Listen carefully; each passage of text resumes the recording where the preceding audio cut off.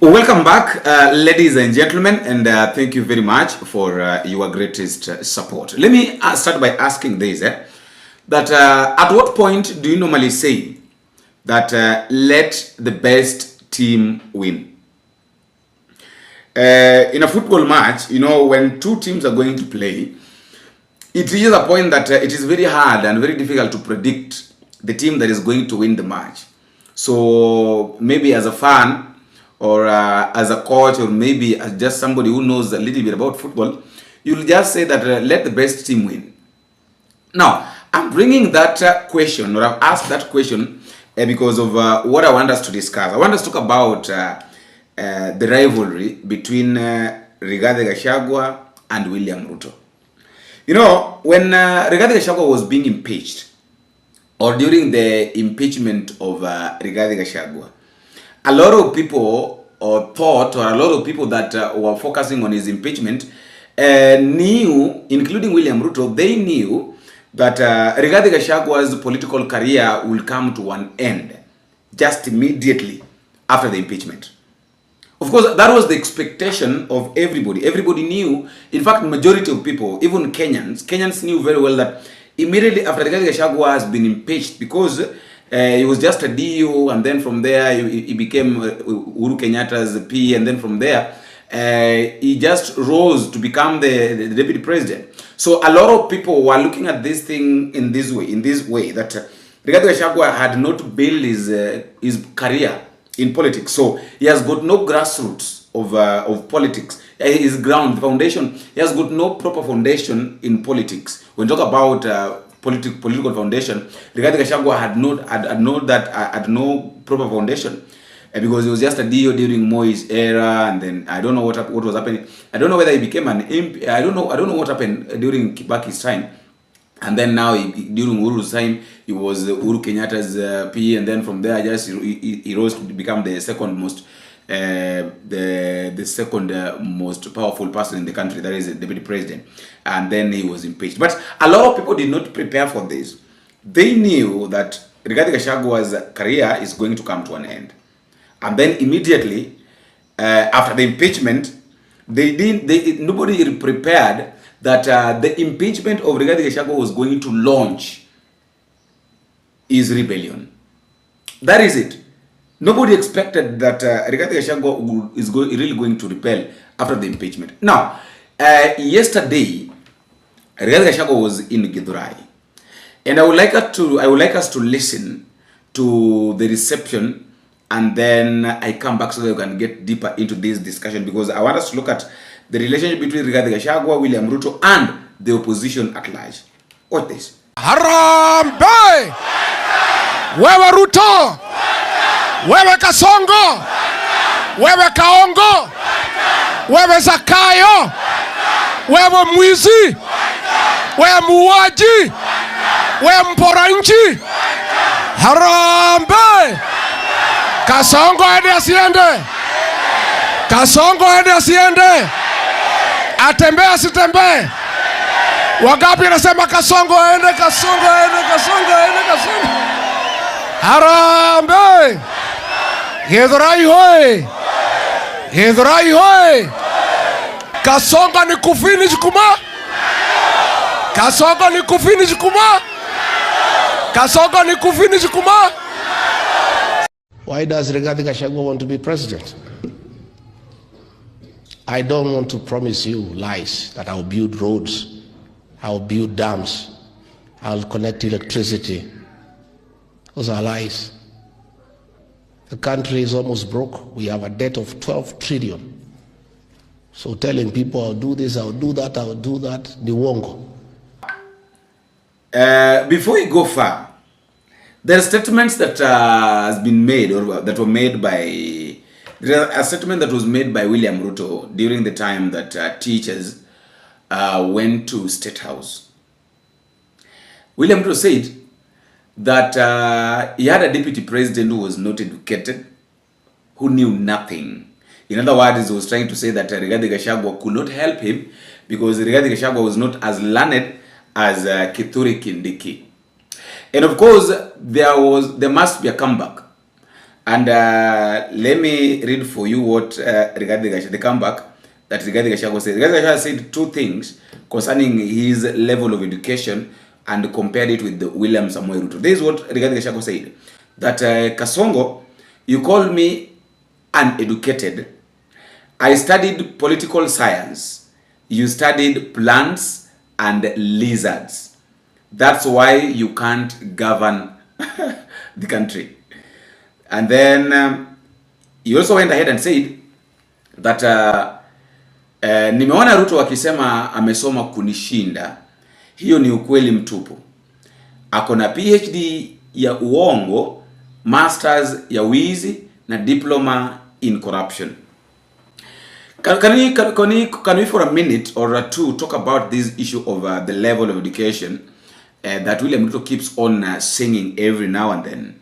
Because, you know, one thing I believe and one thing I know that a country cannot just be built on the level of education, or maybe you keep on telling us that I'm educated, that this, you know, I'm like this. So that education, that issue of I'm more educated and blah blah, I think it's not something that people should be talking about every now and then. It's not something that we really need to know.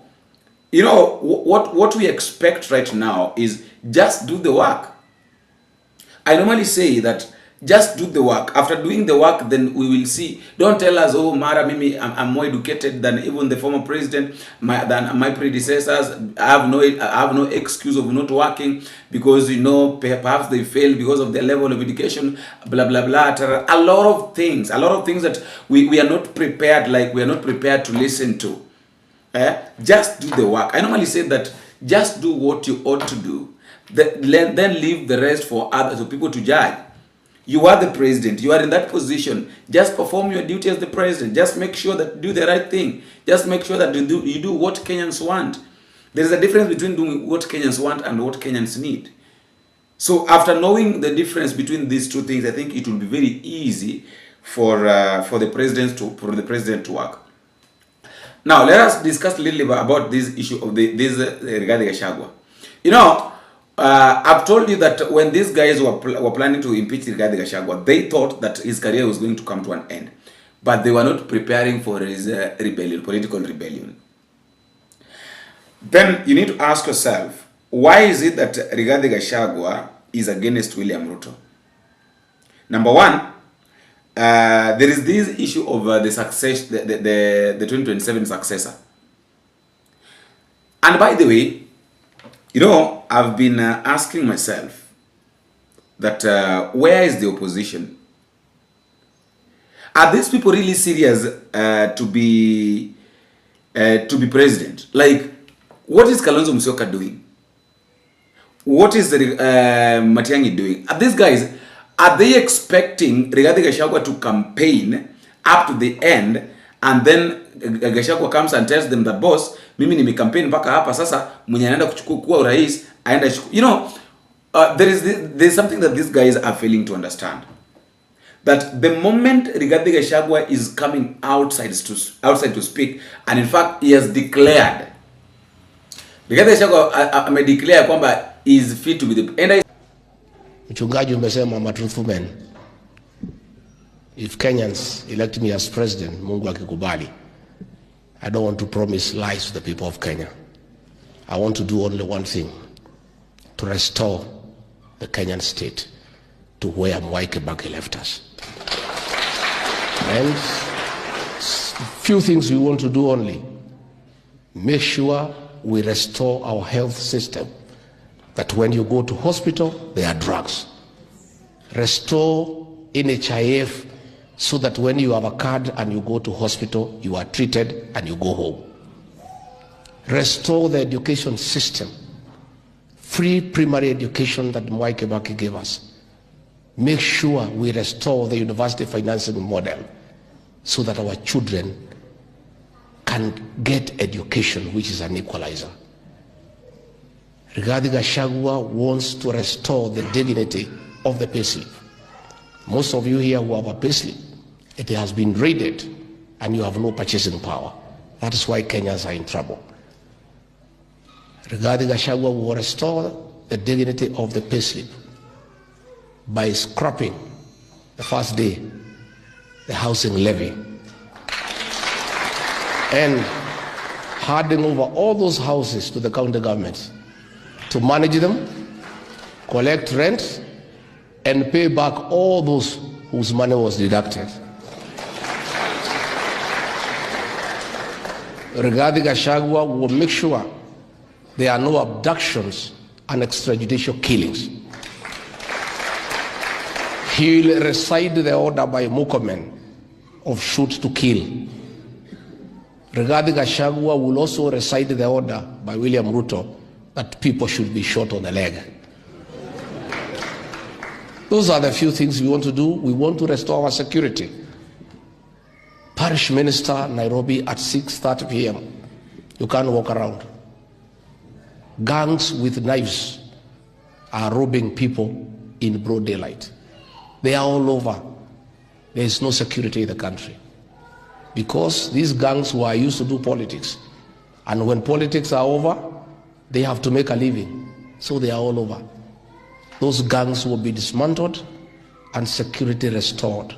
Kenyans told me, looking around, we need change in this country. We need change through the ballot.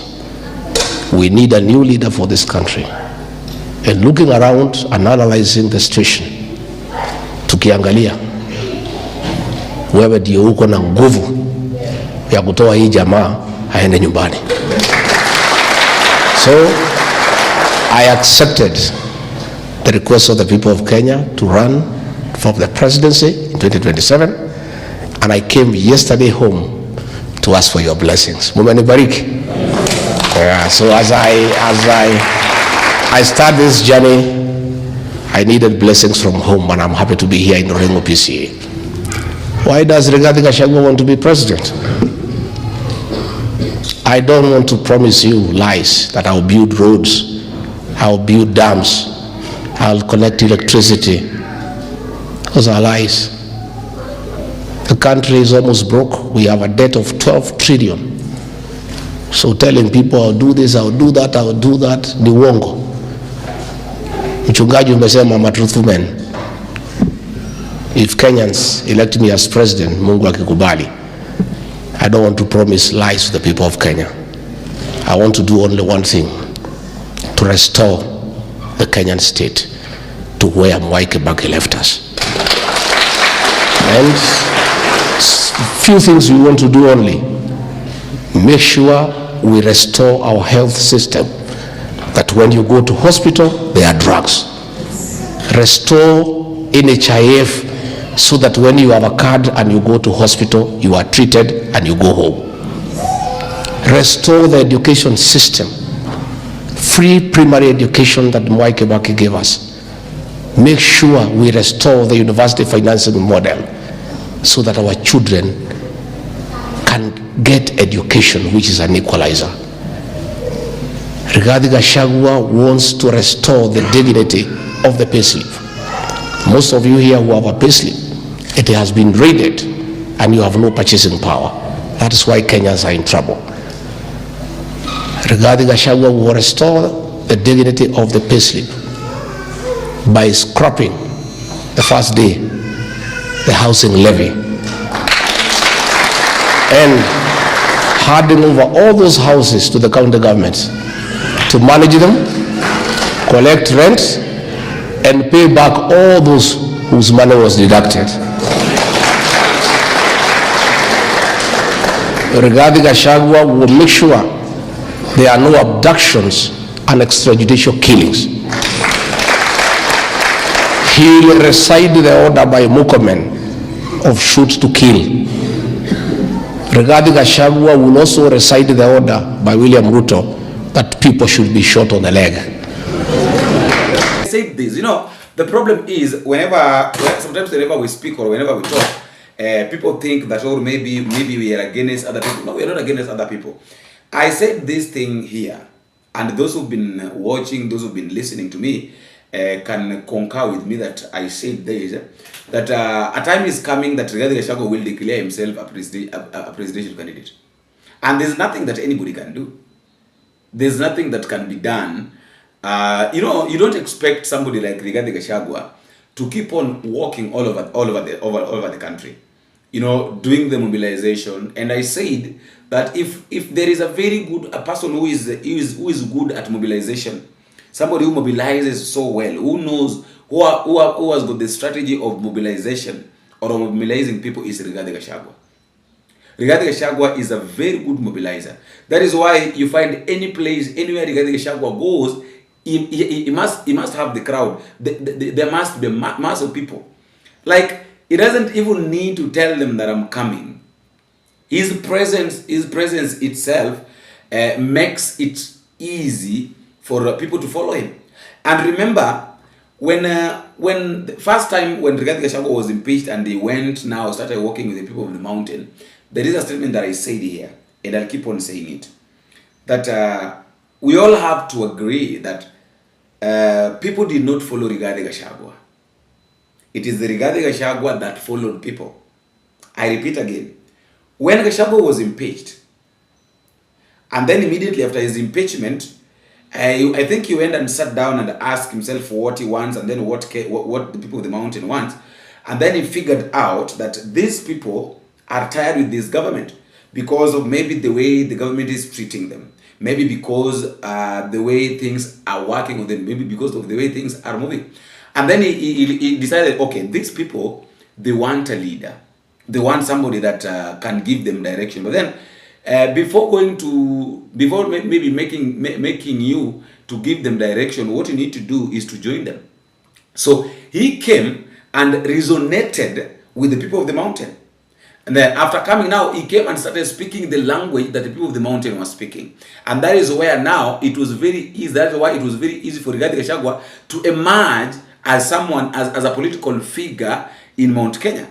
It is not that the people, it is not that Rigathi Gachagua sat somewhere and then people saw Rigathi Gachagua and started following. No, he is the person that followed the people of the mountain. And right now, he has declared that he wants to become the president. In fact, this is what he says, that once I become president, on the first day, I will scrap off the housing levy. I will hand over the houses to the county government to manage, collect rent, then pay back all those people whose money were deducted. I have a question to ask Rigathi Gachagua. It is good, you have a good plan. How do you know everybody that his money was deducted? A lot of us were employed. A lot of us had been employed. But then some reasons, maybe because of one or two reasons, the issue of deductions and all that, you know, the government failing to pay you money and everything, you know. Some people just decided to quit. Because you can't keep on working. There is no money that you're being paid. Like a lot of things happen. A lot of things happen. So I'm trying to wonder, you can tell me that at the comment section, how do you really think that Rigathi Gachagua, suppose he becomes the president, is going to be able to maneuver and know exact amount that was deducted from people and the kind of people that the money was deducted from and refund them? Na amesema kwamba he is ready to become the president. Completely, Rigathi Gachagua is ready to become the president. Now, that one brings me now to this question that I think I've just asked.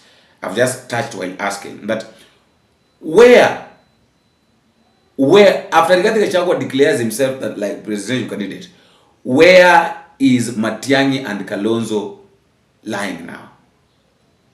Where are they falling in?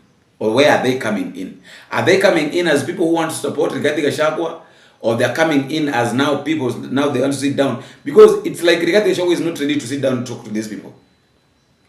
And truth of the matter is that there is nothing constructive, there is nothing reasonable that these guys are doing. The only thing that they are waiting for, these guys are only waiting to go to the burials, you know, have got meetings in hotels. You know, meeting in an hotel will not give you, go outside there.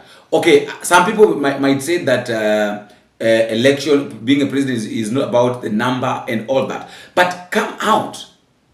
Show Kenyans that you are interested in this thing. Just come out and tell Kenyans, show Kenyans your interest. Sasa mtu kama Kalonzo Musyoka has been was a vice president. So he expects that now Rigathi Gachagua was a deputy president. Now anapaswa kuwasema kwamba bana wewe ulikuwa deputy president, ulikuwa vice president, when Rigathi Gachagua was also there. And mark you know, everybody wants to be a political figure in this country. And based on what Rigathi Gachagua is trying to build, based on what what Rigathi Gachagua is trying to build as far as political career is concerned, Rigathi Gachagua has got a bigger vision. Rigathi Gachagua is someone, I don't know how it is, but I think is really trying to feel like, no, I have to do something. And that is why you heard him saying that Kenyans told him that they want him to be the president. So I was like, okay, mimi mwenyewe sijasema kwamba pengine nataka Rigathi Gachagua awe rais. And I've seen majority of people saying that if Ruto is to lose the 2027 general election, and maybe if Ruto is to be replaced, then Rigathi Gachagua is not the best option to replace William Ruto. So I really don't know why people are saying that. Maybe you can as well tell me what you think at the comment section. Why do you really think that people are saying that, in as much as maybe Rigathi Gachagua has declared himself that he wants to become the president, then why is it that a lot of people are saying that he is not an option to be the president? Can't he lead? Or what is it? Is it that he's so much tribalistic, that is why people feel like he can't rule? Or maybe people feel like he's not educated, that is why he can't be president? Why is that a lot of people are saying that he is not an option? Just tell me. And if he's not an option, who is? You know, those are the kind of questions that we really need to ask ourselves right now. Gachagua is not an option. Matiangi is doing nothing. Kalonzo is doing nothing. Karua is doing nothing. Muturi is doing nothing. All these guys are doing nothing. It is only this man, Rigathi Gachagua, ndio anamobilize watu hapa na pale, is doing 1, 2, 3 things. You know, he's trying to make the government feel fear, like waingiwe na ile uoga. But then hata wakiingiwa na hiyo uoga, after kuingiwa na uoga, what next? Because every step you make in life, there must be an expectation. So the expectation of the government was that immediately after the impeachment of Rigathi Gachagua will be finished completely. But then tables came and turned. Things turned upside down. And right now the person that they were impeaching now has become back to rebel. Do you really see that there is going to be a rebellion in the opposition? Like Gachagua atataka kusimama kivyake, Kalonzo atasimama kivyake, Matiangi atasimama kivyake. And let me tell you this, that ikiwa itafanyika hivyo, then let us be rest assured that William Ruto is going to win the 2027 general election. Why I'm saying this? I'm saying that because it's looking like, it's going to look like these guys are not organized. Utapata mtu mmoja ataenda na kura fulani, utapata kwamba mtu mmoja ataenda na kura fulani, mwingine ataenda na kura fulani. So hakutakuwa na that how do we call it? There won't be the like kura zote zitakuwa kwa nini moja. And I had Njohi, that is Councillor Njohi, saying that Gachagua commands a solid 6 million vote block. Nobody else has that. He is the only threat. If Gachagua can mobilize the entire mountain to rally behind him, he only needs to pick Bifoli Wakoli as running mate, and he will be president by 9 a.m. I don't know whether you are sensing something here. Matiangi is not appearing in the picture, according to these guys. Kalonzo is not appearing in the picture. Karua is not appearing in the picture. Then who is? Somebody like Bifoli Wakoli. Who is this Bifoli Wakoli? You know, I don't know whether right now mtu anaamka tu asubuhi anasema kwamba I can lead this country. Anaongoza tu. You know, but I blame William Ruto, because he's the person that has made this presidency look like people like Peter Salasia would wake up in the morning na waseme kwamba wanataka kuwania vitu vya urais. It's such a shame, yeah. Kenya should stop comparing these Kenya politicians. They should stop comparing themselves with the Traore. That is where they're missing the point. After all, guys, that is just my thought, and that is all I have for now. Let me also know what you think in the comment section, but don't forget to drop me a comment telling me what you think and where you're watching this video from. Bingo.